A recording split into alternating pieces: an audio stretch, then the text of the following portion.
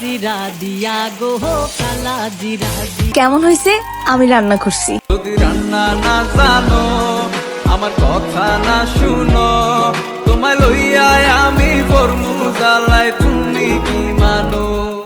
আগে রান্না শিখালো, পরে মিষ্টি কথা কও, রান্না না জানিলে ঘরে তোমায় আমি নিবার নাই। সোনা পাখি গো, আমার লক্ষ্মী পাখি গো, তোমায় লইয়া আমেরিকা লন্ডন প্যারিস পাখাই গো।